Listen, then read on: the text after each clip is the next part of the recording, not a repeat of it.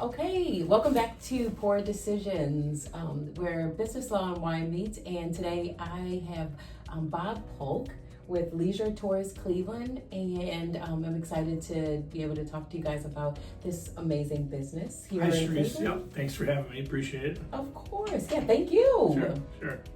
All right, so first question, definitely, how did you get started? What got you started into doing tours around Cleveland? Right. So back in about 2010, 2011, I was a big bicycle enthusiast. Okay. Did a lot of bicycle riding with my family and friends and different things. And I always was interested in, when I would go to other cities, I would take tours of their cities. On bike or it Well, didn't matter? sometimes it was walking or whatever. Okay. But then I found out that some other cities were doing bicycle tours. Mm-hmm. And I'm like, well, we don't have anything like that in Cleveland. Mm-mm. So I says, I want to give it a try. So what I actually did, if you remember, back in the day, you could get on a mega bus, Yes. go to Chicago for Yes. like $7. Yeah. I think it was. I went for like $7. $7. Yeah.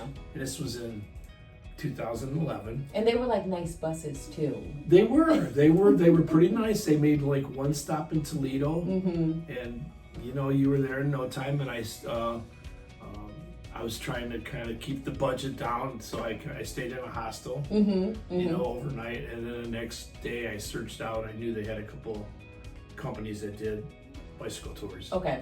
And one of them was called Bobby's Bicycle Tours. And since that was my name, that was the one I went with. So I went there and actually met the guy that was running it. And was his name Bobby? His name was Bobby. Okay. He was the owner. He had 5 or 6 employees because his tour things were pretty established, pretty good. So when we went on the tour, I just met him, and then one of his employees took me around on the tour. And I just kind of feeling out, asking questions. And when we came back, he was great. He answered any kind of question that I would have about starting a business. What do I need to do, and this and that. Okay. So then, then I kind of got excited about it. So then I came back, and the first thing I did is I started riding around the neighborhoods. I grew up on the near west side. Okay. So there's a lot of history in Tremont, downtown in Ohio City. I went to high school in Tremont, and I grew up in Ohio City. My mom still lives over there. And and I was always interested in history of the city. I knew a lot, but then there's still always a lot more to learn. Oh, You could go on forever about it. So, and I really like sharing our city with other people that come. If they feel that somebody that lives here is excited about it, then they're all into it, and they're excited about it too. Yeah, so I just went around and I kind of mapped out what I thought I mapped out what I liked. Okay. And I thought people would like the same kind of things. If you remember, and I'm sure a lot of Clevelanders remember, we used to have Lolly the Trolley. Yes. So went on that as a kid all the time. I remember going on with my mom and that, and I always loved that. It was interesting. And I kind of partnered up with them a little bit. We shared a space in the area down there that is now the aquarium. Oh, okay. In the improv was there. Yes.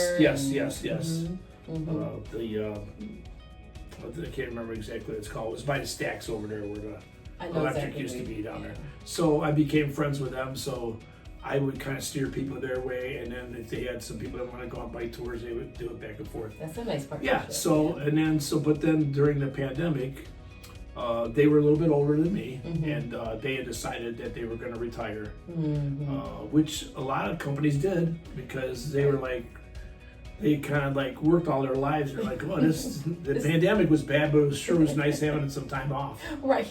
So just keep that going. And yeah. so they sold their buses. And they moved them to Florida. Somebody bought all their buses, so there's a touring company down there somewhere using Lolly Trolley's old buses. Yeah. Nice. So then, as I was getting closer to retirement, I retired in 2004, last year, a little over a year ago. So about a year before that, I started planning, what I wanted to do for retirement. I'm not a person that's gonna like sit down and retire and do nothing. I just can't. As you can see, I can talk and I keep moving all the time. So That's awesome. yeah. So in the back of my head, I was like, well, I want to start doing the tours again. Mm-hmm. And I really had just thought about upgrading my bicycles and getting some new equipment and doing things like that. So you actually provide the bicycles? I did. I still own about 14 bicycles. Oh, wow. So every year or so I'll buy one, and then Okay. I was replacing older ones. Yeah, Mm-hmm. my thing was I wanted to capture people that were coming to the city that didn't have They didn't have a bike. Okay. All they had to do was show up and dress for the weather. I supplied the bike, the helmet, the water, Oh, wow. everything. I wanted to make it simple. Okay. But during that time, I had local people that would call me, "Hey, can I bring my own bicycle?" Of course, some people are just comfortable with their own bikes. Right. Yeah, so I thought about that, and I actually bought a couple bicycles, different things. And then the more I thought about it, I was like, I really would want to do something like Lolly the Trolley did. Only because we didn't have it anymore. And people always said, "Hey, what happened to that? What happened?" I must have had 20 people ask me what happened to it. And I explained to them what was going on. And then the more I thought about it, I says, well, I want to kind of do something like they did, but on a much smaller scale. I didn't want to go out and spend $500,000 on a couple buses and things like that. So And that takes away from the whole biking aspect of it, too. It does, yeah, it does. And I wanted to keep a lot of the bicycle aspect about it. And the thing about the bicycle was that we would ride for a little bit and then stop and talk about something for a while. Plus, on the bicycle, normally I would have 3 or 4 people, and I could talk as we're going because they're riding with me. It's a leisurely ride. I was going to ask how fast do you ride? Yeah. Oh, yeah. So it was about a 2.5-hour tour. Okay. It was about 10 miles. Wow. So, but we'd ride a little bit, stop, talk, then ride. It was in Cleveland is a very easy city to bicycle. It's mostly flat. Right. The only problem, the bridges you have to go up a little bit, but It wasn't that big a deal. So I was getting from kids up to people in their 80s that were doing the bicycles. Nice. So it was nice. So then that's when I started thinking, I says, well, what about golf carts? And I don't know how I came up with that.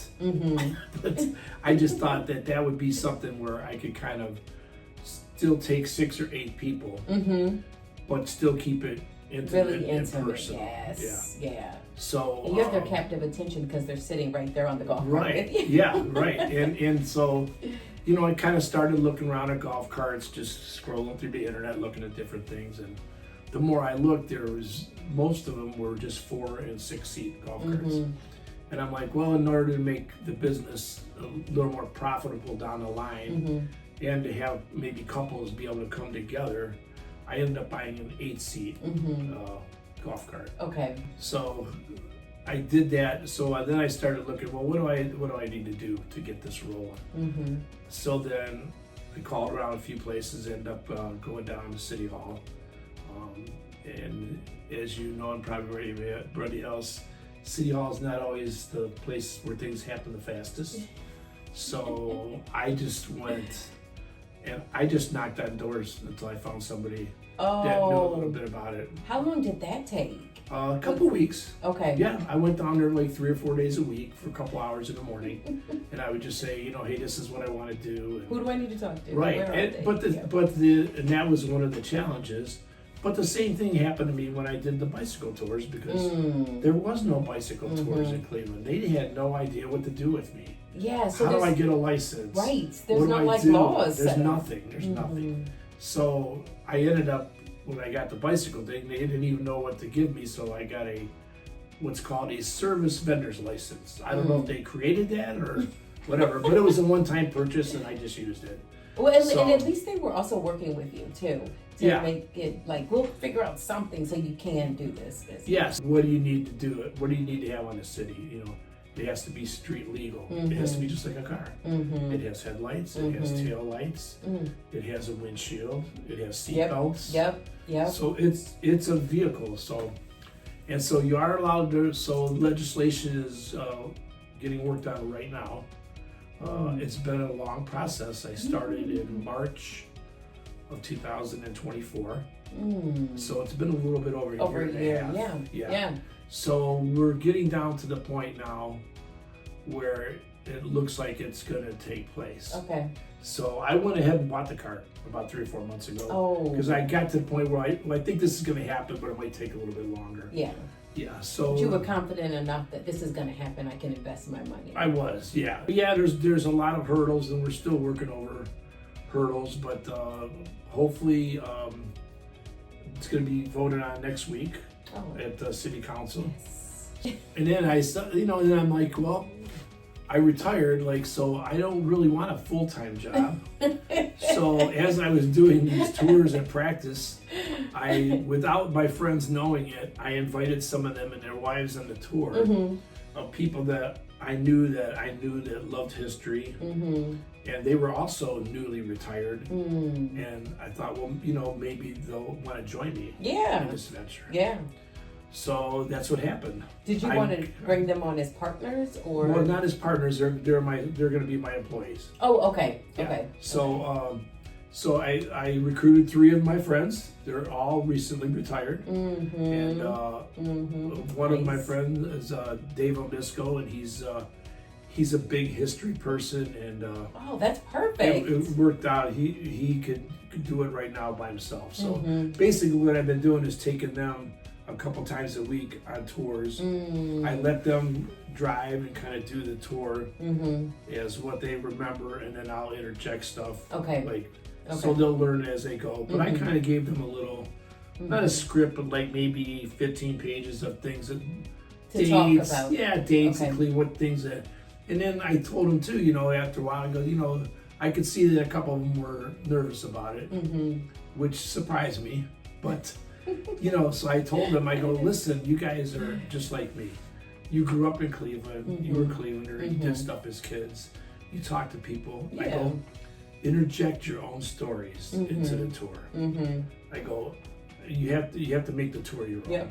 Yep. Of course, we're going to tell them, the Terminal Tower was built in 1932, or the Block Hall was, 1995. We're going to do that kind of stuff.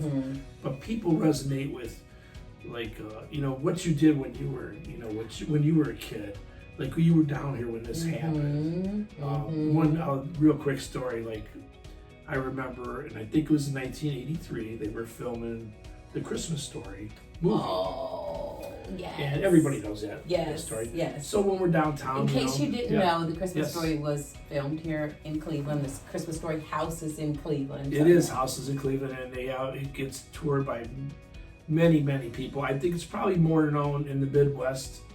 Yeah, people know it, but say. It's no matter where you're hearing us, see the Christmas Story. You'll love it. It's like a cult thing. It is. And on Christmas Day, it just runs over and over. over. 24 hours. You're right, 24 hours. Great.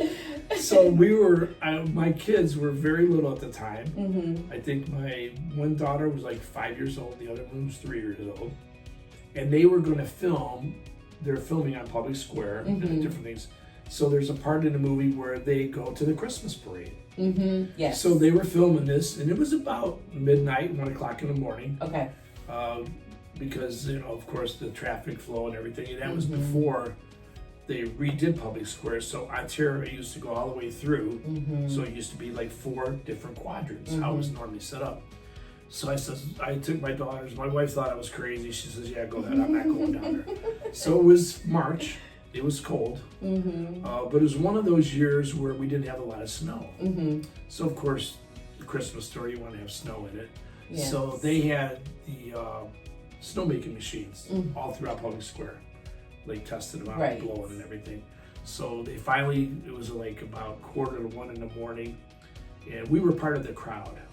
So we aren't actually in the movie. I never was able to find us, but we're part of the crowd there. So they started, right before they started filming, it started snowing. How perfect! The real stuff. And it started coming down pretty hard. So if you watch that movie, that is not fake snow. That's the real stuff. So, but that's the kind of things that my daughters were 5 and 3. They remember that today. Oh, I bet. That we were down there for a parade in the middle of the night. you know, and the place was packed. I mean, there was easily 10 to 15,000 people on Public Square. That's an amazing memory. Right. And that's the kind of things, the kind of stories I like to tell, things that happened to me growing up. So you add in your own personal stories into that. Okay. Yeah, for sure. Okay. For sure. Because I mean, I don't sure there's a lot of history and statistics, but it gets boring after a while. Yeah. If it's too much of it. Yeah. So you do a balance. Definitely balance. And then we come across both of the bridges, the big bridges, Lorraine Carnegie and Detroit Superior. So we stop about halfway across those bridges. Okay. And people are able to get out, stretch their legs a little bit. Great photo opportunities. The skyline when you're on Lorraine Carnegie Bridge. It is nice. Magnificent. It is nice. And then usually when we're on our way back, we're going across the Detroit Superior Bridge, and you catch that evening sunset. There's some amazing things to see, and then I also plan on doing some tours that is like just the downtown area for the person that's in town, and you know they have a flight out today at 5:00, and they have an hour to kill or an hour and a half to kill. They don't have the full 2.5 to 3 hours. So I'm going to do that. I'm going to kind of do that too. So I'll add as I go. But so right now I have 3 other guys that are working for me. Oh, great. So we're training. I'm going to do about 10 tours a week. Okay. So my plan is that each of them will do 2. Okay. And then I'll do 4. Oh, and then, so that we're all still involved in it, and I'll probably go with them until they feel comfortable. But yeah, so far it's been fun, and we've learned a lot of, you know, I've already learned things from the 3 guys that I hired that I didn't know about Cleveland, that they knew facts. It's something I had never heard. And then they'll tell me a story of what happened when they were a kid. I said when you're on a tour, you have to tell that. Yeah. You know, and you can kind of, like all of us know that are in business, you kind of know if people are engaging or not, what you can do, and you know, you know when somebody's bored or something. You know, you have to kind of you keep it moving, and so it's going to be a pretty much a 6-month business. I'm going to run it from the middle of April until the middle of October. Okay. That'll be the main thing. I plan on doing a Christmas story one. So, you know, around the holidays, I won't be doing 10 a week, but we'll have certain ones. And then I'm going to do some church tours too. Okay. Where we go to all the churches, and we'll get somebody from the church that's very knowledgeable about it, and we go inside for 15 or 20 minutes. They talk about it, you know, and I did that a few times on my bicycle tours, and it was very popular. We have some great churches in this city. Yeah. All over. Yeah. I know the Old Stone Church right at Public Square is a big one. That's probably one of the main ones, the main attraction ones. Yeah. So when I did them, we went there, and then we went to Pilgrim Congregational Church, which is in Tremont on West 14th Street, which is the oldest one in Tremont. Okay. It started like in 1859. Oh, wow. So that area too, just that little Tremont area, is loaded with history of how immigrants came here to get jobs and work in the steel mills and as dock workers down with the boats, because you know, Cleveland, there's a reason that it is what it is because one of my tours is called the Best Location in the Nation Tour, because we're halfway between New York and Chicago. Yes. So this was a big around the late 1800s, early 1900s, big shipping industry for ore boats, which it still is. But back then it was major. You know, all the ships would stop here. It was the halfway point. They would load up on their groceries, and there was a lot of grocers downtown in the warehouse district, and there's a lot of old textile factories where they made their clothes. They would buy their goods to go to the next thing. And so there's a lot of little interesting tidbits that people don't know. And the more you dive into it, the more there is. Oh, I can only imagine. Oh my gosh. Yeah, so that's kind of, I just do it because it's fun. Yeah. You know, and if I could make a business out of it and make a little bit of money, that's fine. Why too. not? Right. So Now, so do you find that the 8 is a good amount? so far it's worked out good. Okay. I think actually it works out pretty good with 6 because you have the driver, so you only have 7 people. Right, true. So, but I've had quite a few tours where I've taken 3 couples. So that seems to work out well. Yes. It's a good number. Yes. And I have 6 seats are facing forward, and then the 2 in the back, like a typical golf cart, the 2 face backwards. So, like we have set up here, a microphone and everything. I have a microphone inside my cart on the inside. I use a little clip to speak. If we have 6 people, then I use it because it's a little harder to hear. Yeah. But when you have people right behind you, they can hear me. Talk. It's just like we're sitting this close Yeah. on the golf tour. So that's what I like too. You're not stuck in a stuffy bus. No. Or there's not like a whole bunch of people around, talking to you. Usually, majority of the time when people come on tours, it's 4 or 6 at a time, so they know each other too. Yeah. Already, so it makes it more comfortable. Yeah. Oh my gosh! Wow. So, now is you have your wife or your daughter? Yes. Are they involved with the business at all, or they are not? Well, they're not involved, but they were involved, helping me pick out the cart. Okay. Both of my daughters went with me, and we wrote different carts and stuff like that. And then, my wife encouraged me with the names, helped me with that. So, yeah, they were very encouraging, and they have all been on it. They were the first ones on the tours. So my family I took first, and as soon as I did it, they said, "Oh, this is going to be great. You're not going to have a problem." So, because if it's not, they'll tell me. That's good. Well, you need that. You need you do. You need that balance. I mean, You do. I'm one of those persons that's always thinking of ideas, and let me tell you, they've not all been great.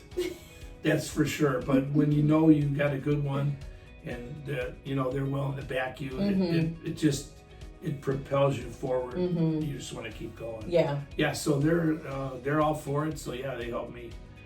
My one daughter helped me pick out the cart. And then my other daughter, my wife, helped me with the name, different things like that. So, okay. Yeah. So do you have a favorite thing that I know you talked about the story with the parade and all at Polk Square? Is that the favorite story that you have to tell, or is there another favorite story that you have? There's a bunch of them. A lot of times, the good part about it being intimate is the people are conversing back with you. I bet they have tons of questions. They have questions, and they tell me a story of something that happened when they were a kid, or their mom and dad took them. And then sometimes I'll use that story. On the next time, hey, I had some people on here that they did this as a kid. I do one that I'm going through Lincoln Park, which is in the heart of Tremont there. So we ride right through the center of the park, so you can enjoy being almost in the forest pretty much, because you're still in the city with all the churches there. So I kind of give my spiel about the churches and the how Lincoln, the park got started, and different names and stuff. And then as we're driving out, I point out, I go, and there's Lincoln Pool. The City of Cleveland Pool, which now there's a lot of kids moved back into Tremont. So if you go there on a weekend, that pool is packed. Oh, it's nice, and it's been there. This pool has been there since the 1930s, I believe. It's been there a long time. So I always say, there's a very famous person that was a lifeguard at this pool, and everybody kind of stops and they're waiting for me to say it. And it was my wife. My wife worked there as a teenager, and I used to hang around her, because we met as teenagers. Okay. And I always tell everybody, I chased her until she caught me. So, but she was a lifeguard there, and she has great memories of that that time and area too. And then both of my daughters became lifeguards when they were that age, 16, 17 years old. Yeah. So I probably have a story about every part I've been to. I bet. A lot of stories about ball games at the old municipal stadium. The great stories I share a lot too is when, because we kind of stay above it, so we're kind of right behind City Hall there. Got that little parking area. So we'll drive back in there because from there you could see the whole North Coast. Yeah. So we'll talk about the airport a little bit, Rock Hall, when they were building everything. And then so when I get people about my age, I'll say, hey, do you guys remember the World Series of Rock? And a lot of people do. A lot of people have never heard of it. Right. So in the 70s, for about 5 or 6 years in a row, probably 5 or 6 weekends during the summer, they had what was called the World Series of Rock, and it was at the Municipal Stadium. It was a one-day concert, so it would start at noon and go till about midnight. Oh, wow. Because back then, groups did not share equipment and all that. So a band would play for 45 minutes, then it would be another hour before the next band would start. They had to break down. Oh, man. And that's just how they did it. That was the common thing of the day. Yeah. Well, they used to get, there was some concerts there that were like getting 60, 70,000 people. It was crazy. And these concerts, Sharice, I gotta tell you, they were $10. $10 for all day. And I'll never forget one in the 70s. People, of course, they know who they are now, but back then there was 4 groups. The first group that came out was Triumph, which was a Canadian band. They were kind of a hard rock band like Rush. Rush is a hard rock Canadian band that people will know. And then the next band was a brand new band that just started up, and their name was Journey. And then after them was another new band, that was Foreigner. And then the next band, the highlighter, was ELO, which was Electric Light Orchestra. Okay. This was one day show, $10. And they were amazing. They were amazing. And now you don't even think of it, of course, when you go to a new stadium, this is great, these new nice seats. Yeah. But when you're growing up as a kid, you don't even think of that. No. You're there for the event. Yeah. You don't care about the venue. No. So I tell stories like that. And then people will tell me, oh, I was at the other one, I was at I bet. Some of them probably came. Yeah, I went to one in the late 70s, 1977, and it was Pink Floyd, which was a big band at the time. That's awesome. And they had 93,000 people, because it fits about 85,000, and then another 5,000 or 6,000 were on the actual field. Oh. You could not see a blade of grass. That's how many it used to draw. So that's one of the reasons, and a lot of people don't know that, but that's one of the reasons that the Rock and Roll Hall of Fame is here. Because we're the first ones that had these stadium things that were like that type of all-day event. Yeah, so that's one of the reasons. That I know, because we get that all the time. People are like, wait a second, you have the Rock and Roll Hall of Fame in Cleveland? Yeah. Why? Yeah, well, we had the first rock concert here. People don't know it. It was in the early 50s, 1952, I think, and it was called, the Moondog Coronation, something like that, and the guy promoted it. And his name was Alan Freed, and he was a DJ. So he was promoting the first ever rock and roll show. So he's the one that kind of came up with the name rock and roll. How he got that. So he promoted this show, which was at the old Cleveland Arena, which is no longer there. It's about maybe 30th and Euclid. And it held about 9,000 or 10,000 people. And so, of course, they sold tickets for the event, but he gave out a lot of tickets because he wanted to make sure that this wasn't going to be a bust. Yeah, so he wanted people in the audience. He wanted people in the audience. So he gave out like 15,000 tickets. Well, everybody showed up. So the first rock and roll show that was in Cleveland, I believe it lasted 3 or 4 songs, people started pushing to get in the doors, Oh no. pushing to get in the doors. And the Oh. fire marshal and the police came. Shut it down. They shut it down. Mm. But then you think, well, that was kind of stupid. Well, no, that was kind of brilliant. Mm. Because the next morning, Mm-hmm. all over the United States and all the Everyone was newspapers, talking about it. rock and roll shows closed down by police. Rock and roll is here to stay. And it all happened Right. in Cleveland. Right. So, you know. It's Cleveland on the map and Right. rock and roll. And myself, I'm thinking, well, yeah, he probably did it on purpose. It's possible. Yeah, so it's possible. It's one of those things, though, like a lot of history, we never know. No. A lot of history is No. not necessarily history. They're just stories passed down. Mm-hmm. We can't trace everything all the way back. But that's the fun part about it. Yeah. You know, Yeah. because if I know that it's not for sure, I'll say, well, this is what was thought that happened. Because I don't want to say for sure if I'm not positive it happened.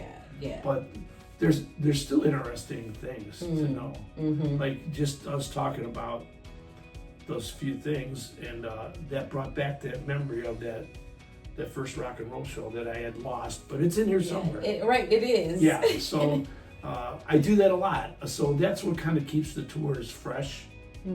Is no one tour is the same. Yeah, I bet not. No, they're all different. They're all But you go different. the same path. I go Or the same do you have path. different routes? Nope, I pretty much go the same path. I am going to have different routes. Like I said, I'm going to add one for Christmas, and I'm going to do just a specifically downtown one. So I'll change them up a little bit, but a lot of times it gets changed. You don't even know it because you're downtown. There's construction. Okay, now I can't go down the street. You gotta take a detour. So we're not going to see the Rock and Roll Hall of Fame today because I can't get behind City Hall. So then you have to be able to pivot. So then, you know, there's 2 or 3 other buildings. There's the new Hilton that I don't talk about that much because it's a newer building. There's the brand new convention center. So to take up what I just lost from that, I just pivot to tell that story. Right. So it could change every time. You're not losing. No.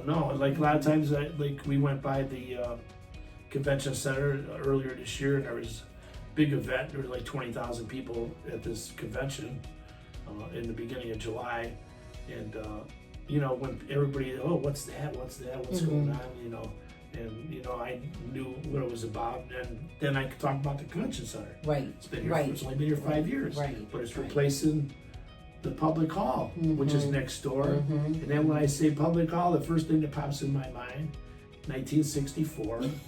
It's one of the first places that the Beatles played in America. No it way. was like their 3rd or 4th concert in America.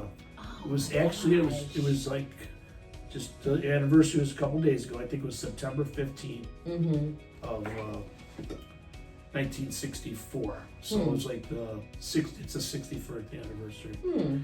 And people always, you know, that's cool because everybody knows the Beatles. Yeah, Or right. the Rolling Stones and different things. Right. So that's the kind of things I throw in there, and then yeah, it's just super fun. I'm a little discouraged by how long it's taken, of course, but I can't wait to get started. Yeah. And sometimes something not coming your way the way you want it is not a bad thing. No, No. We're all, the path is going a certain way, and sometimes you pivot and and it opens up your eyes and you see something better and a different way of doing Exactly. things. You know, then you focus on something else. Yep. So when I knew a few months ago that this wasn't going to happen when I wanted it to, you know, I pouted like everybody did for a day or two. But that's it. You can't pout longer than that. No. Then I said to myself, okay, there's a lot of stuff you can do. You know, you can add to your website. You got to print some more flyers. You got to call some more friends. You got to get the things going. So I try to do, even if it's a small thing like making 1 or 2 phone calls a day, I do something for the business every single day. Yeah. Every day. I love that perspective of turning like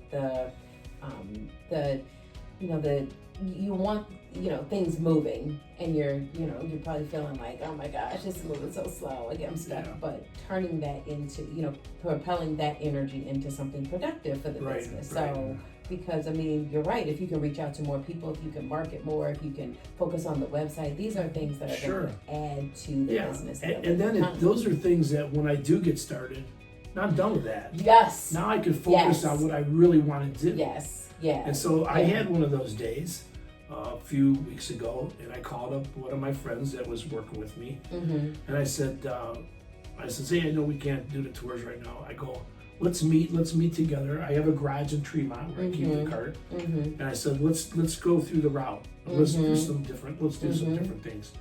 And my one friend, he goes, we never go down there behind the Rock Hall where the pier is at in George Voinovich Park. And I go, well, I don't know if we can get in there. I go, but let's do that. Let's just go do it. Let's try it. Yeah. So we went back there. We found out that they built like 3 brand new sand volleyball courts behind the Rock Hall. Yep, they did. They have a solstice wall there, pretty much like they have in Lakewood for the sunsets. Yep. And we're like, okay, some days there's a few things going on where we can't get by City Hall. On those days, we're gonna go straight down East 9th, and so that's been added to our tour. And we can make that decision. We can make if some people like they're really into the lake. A lot of people they want to see the water. Yes. So I'm one of those. and if I get that vibe from people, I'm like, you know what? Maybe I don't need to go down behind City Hall. I could go down to East 9th and we could still see everything in front of us. And then it opens up a whole new thing. And it doesn't necessarily have to be history. It's you exploring your own city. Right. Thinking that you know all of it. And you realize, oh my gosh, I don't know anything about this city. Right, and and that's the kind of thing that you want as employees. Yeah. I told them, you have to make, as soon as I told all of them, because they were all kind of nervous, that they needed to make it their own. Since then, every time we've gone, they've come up with ideas. And we of course, some of them we use, some we don't. Some don't make sense, some do. But that's how you expand it, and that's how I plan on keeping it fresh. Yes, and it's good that your employees are like so into it that they're coming up with ideas, because then you have them like engaged, and they're going to be so they're going to give great tours to people that Well, we did that, and then the next morning he's calling me. Oh, he goes, what do you think about that? Can we do it? Oh, I love it. And then so then the next time I went out with one of the other guys, I go, hey, Al showed me a different route the other day. Let's go down there and see what you think. And they're like, oh yeah, this is great. And then they're like, well, how can we do this? Right, and that springs even more creativity. Right. And I'm like, well, you can do whatever you want. So that's part of the legislation that we're working on too, because of golf carts and traffic and different things, you're only allowed to go in certain areas. So we're actually having a meeting Thursday with public safety. Okay. And they're mapping out. I already have all the routes are mapped out. I did that before I even got started with the business. But can I go here? Can I get closer to this? Can I do this? So whatever they're willing to let me do, I'm going to take advantage of it and use it. Yeah. So, but it's all new to them too. Right, it is. And that's kind of thing I think that makes it taking a little longer too, because they're a little standoffish because it's new to them. And they want to make sure that they're protecting the public. They do. And you as the driver and the whoever you have on the golf carts and everything, so that there aren't injuries and. Yeah, I mean, I have this, like when I did my bicycle tours, I had helmets for everybody. It's not a law that you have to wear helmets on bicycles. But I told every person, I go, you know what, I think it's a good idea. You should do it. And 99% of people do it. So if you come about it and, hey, this is only for your own safety, it's not. It's recommended. Right. We think it's a good idea. Right. We're out here in traffic. Right. Yes. Our first thing we want to be is we spend the first 5 minutes before the tour is just going through it. Here's the seatbelts. Here's where we're going to be going. If something happens and we're on this bridge, well, then we're going to go somewhere else if it's too crowded. Because, the worst thing you want to do is get stuck in something or... those bridges, even though we're very fortunate to live in a city that when people complain about the traffic here, they need to live somewhere else. We do not have bad traffic. We have no traffic. Right.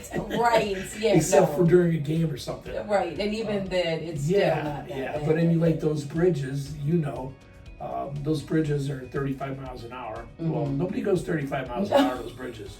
No. They're 50, 60, Yes. so yes. I don't want to be in a golf cart that goes 20 to 25 miles an hour on a bridge like that. Oh, yeah. So we are allowed to use the bike lanes. Mm-hmm. So, I'm always thinking about how can we enjoy ourselves, but you still have to be conscious of what's going on around you. Yeah, absolutely. Yeah.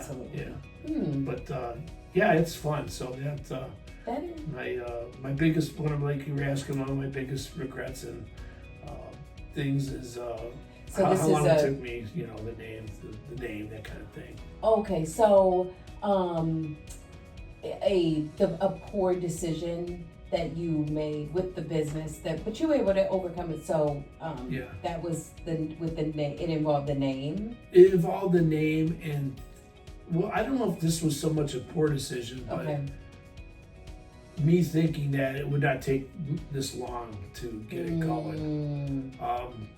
So you had things lined up already, thinking it was going to take shorter a period of time. Yes, I definitely could have started the process earlier. But City Hall moves slow sometimes, and it's just the fact of life.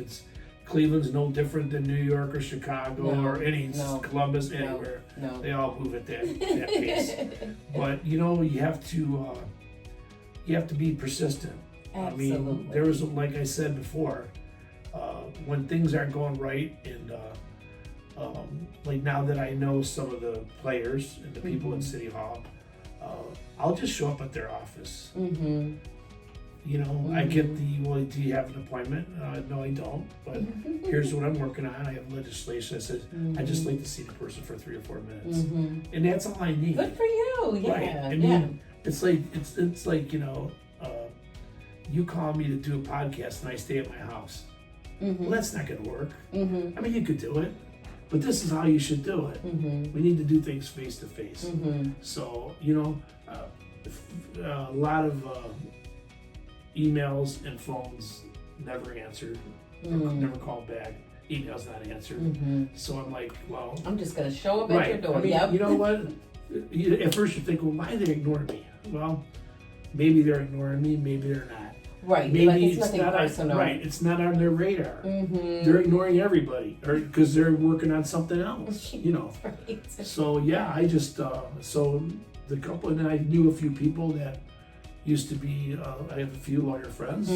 Asked advice. I knew a councilman that used to be works downtown. He's in charge of Global Cleveland. Okay. So he gave me some tips of who to talk to, who to call. He goes, well, I know the safety director. And, he already knew what I was doing. He goes, well, let me give him a call to see if. And within 15 minutes, he called me back. He said, you have an appointment on Thursday. Oh. Now, I could have not done anything, and I would have gotten an appointment with that person maybe 2 months later. Right.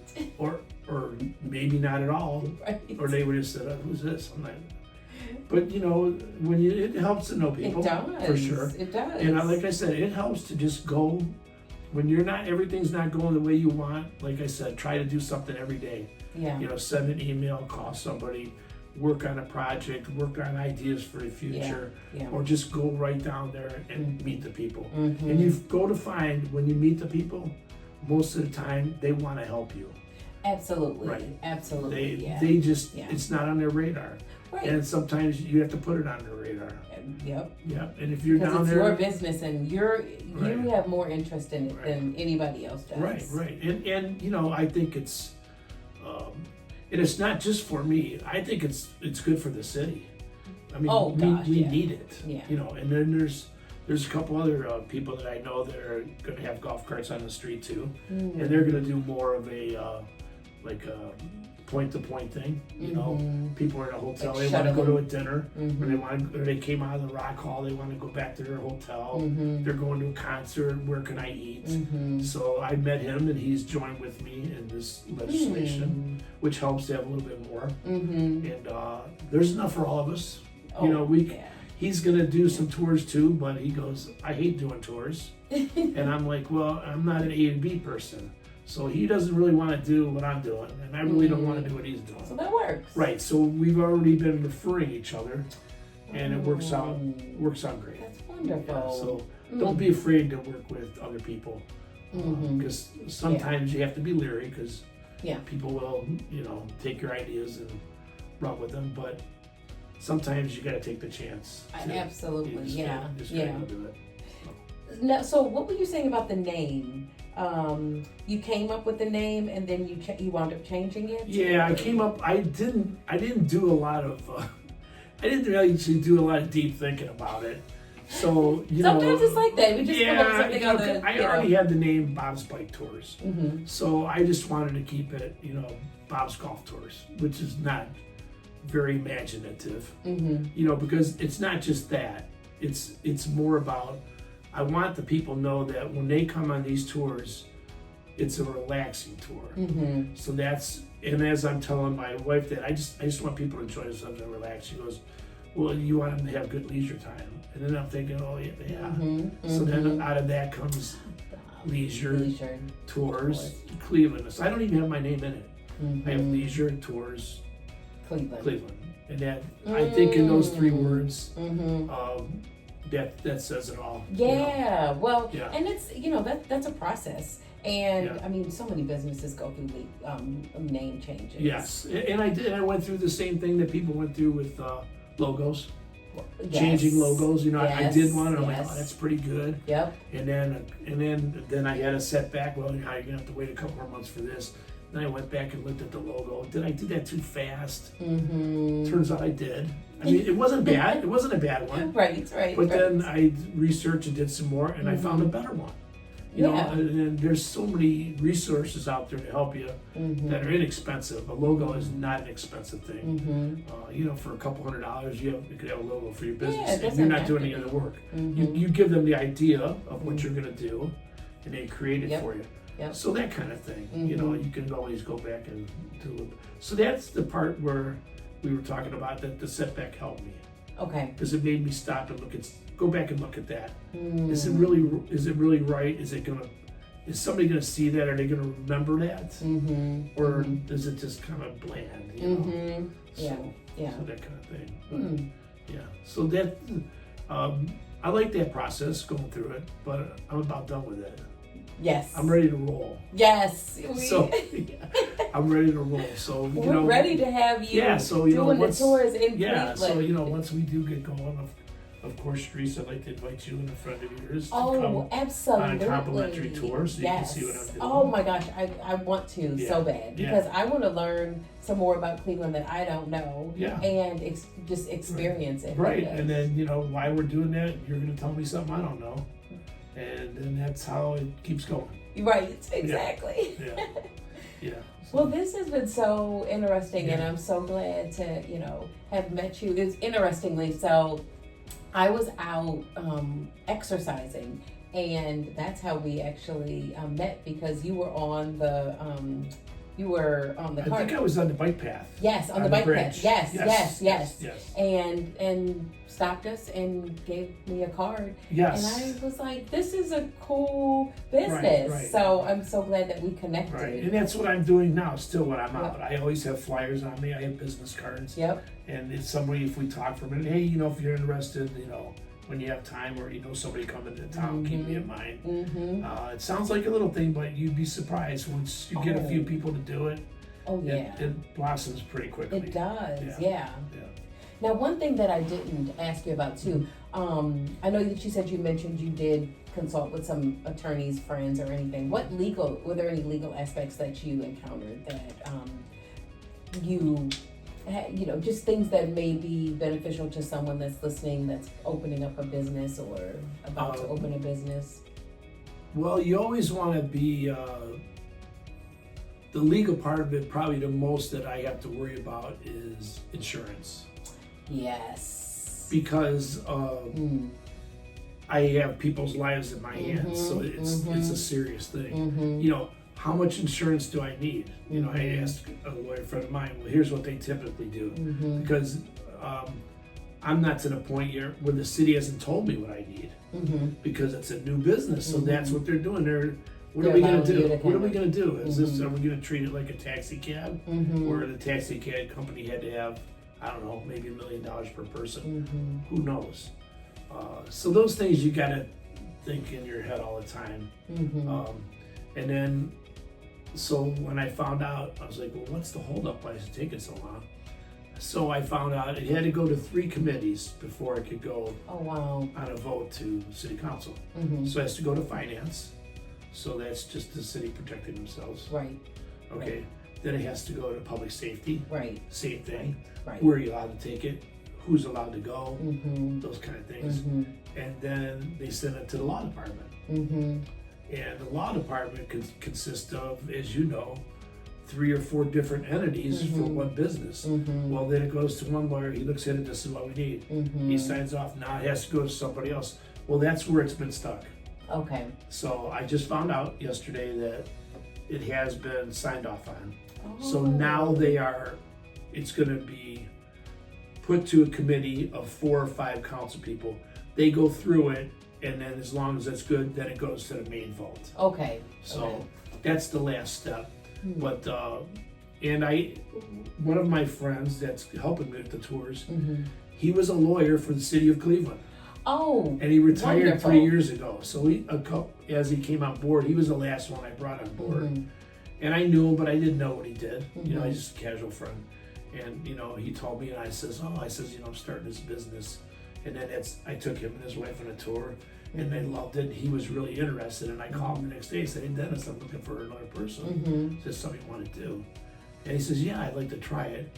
So we keep in touch. So I was with him yesterday, getting him to sign for some forms, driver's license. These guys, you have to have everything ready for the city. Oh, yeah. So a lot of forms to fill out. Yeah. And, you know, I told him what happened. I says, well, what happened there? And he explained to me how it's not just one lawyer. He goes, 4 or 5 people might have saw this. Yeah. He worked down there. He goes, there was, he worked for the law department of Cleveland. They employ 40 to 50 lawyers. Yeah. You know, 5 of them are doing corporate stuff. 5 of them are doing this. Areas. 5 of them are taking care of transportation. Yep. So, you know, you have to find out where it goes first. Yeah. So, that helped me. I mean, these are all things that, me not being afraid to ask. Right. You were able to get those answers. Right.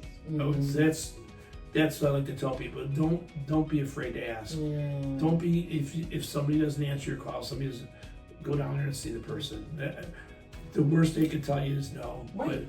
But they might give you the answer. Yeah, chances are you're going to get somebody that will point you in the right direction. So, now it's worked out good. So those are the final things that have to work out, is what kind of protection do I need for myself and for my guests that are going to be on the card. Well, and that's key for businesses, any business, to really to think about that. Insurance for, so you're protected as a business, and make sure that you have your entities set up as your business, so that if something does happen, that they only are coming after your business and not you individually. Right.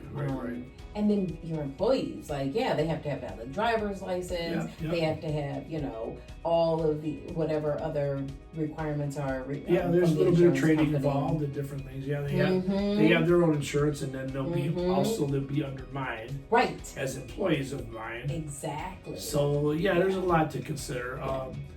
The thing that I liked about the bicycle thing, it was just me. So I just had to worry about me. Right. And which was fine doing it. But, like I said. You can't do as many. Exactly. I can't do as many. And like I said, I retired. I spent 50 years working. I want to enjoy some time with my family. Yeah. I still want to do some things. I want to still like to have business ideas and do things. But I don't want it to be my whole thing. Right. This is something I'm going to spend 15 to 20 hours a week. And then the other guys will help me out. That's not. I want to be able to enjoy that and retirement at the same time. So if someone was interested, because we're, expecting that everything's gonna pass and you're gonna, be up and running relatively quickly. You're only doing it during the summer months. That's my plan right now. Okay. But I am going to do. I will do it as the weather goes. Okay. So I mean, you know, sometimes you could go till December. Mm-hmm. It's in the 50s and 60s still. As long as I have people interested, I'll do it. Okay. But that's gonna. Those 6 months is gonna be my main. When I do the marketing and the those will be the main thing. But no, I'm always willing to. Okay. If somebody's coming to town, they have 8 people, they want a private thing. Yeah. Call me. And how can they get in touch with you to be able to do the? Yeah. So then, like I said, my website is leisuretourscleveland.com, and then my phone number is area code 440-503-7610. That's 440-503-7610. I guarantee you'll talk to me personally. I don't even, which this may be a mistake, but it didn't work out really that great when I was doing bike tours. I don't have people sign up online because then there's too much all over the place, and then it gets. I put on there, call me. You call me, and I'll tell you when I'm taking one of the tours. Okay. And then it gets me a chance right away to know who's going, and I could talk to them while they're booking it. I want them to be excited about it when they book it. Okay. I want them to be like, oh, we're doing this. We're not gonna book it and not go. Right. You know what I mean? Right. And that doesn't happen very often. Yeah. But I want to talk to the people right away. Hey, this is what I'm doing. You guys are gonna love it. I want them to be excited about it before they're even there. Yeah. Because then that makes it so much more enjoyable when you start out. Right. Because they want to be there. I want to be there. So call me directly. That's the way I prefer it. Okay. Yeah. And how much is it per person? So right now for the rest of the season, it is $39 per person. And like I said, it's about a 2.5 hour tour. The regular price is $49. Okay. And then I'm going to be doing a downtown one that's a little bit shorter, probably about 90 minutes, and it's going to be $29. Okay. So for people that want to get in and out and don't want to do the whole 2.5 hour experience. Yeah, so those are just like comparable things that I saw in other cities for tours. I'm new at this too, and I want it needs to be affordable enough for people that they'll actually do it. Right, yeah. And then taking looking at other cities, what they charge and all. That was a great idea. Yeah, I almost always look at other cities to see what they're doing. Of course, almost all of them are higher than what I am, but then we live in a good place too. I mean, we're probably one of the most livable cities in the United States as far as like cost of living. Cost of living, exactly. So and I think about too. What would I pay? What would I pay for it? What would I pay to be entertained for 2.5 hours? Right. Because that's basically we're all doing things. We're all in the entertainment business, whether we know it or not. We are. Right. We're providing it for someone else to enjoy. Yes. Well, on that note, we will toast to good decisions with our business, and we have a Giardino. It's a Pinot Grigio, a rosé that we're going to be trying today. Sounds good. And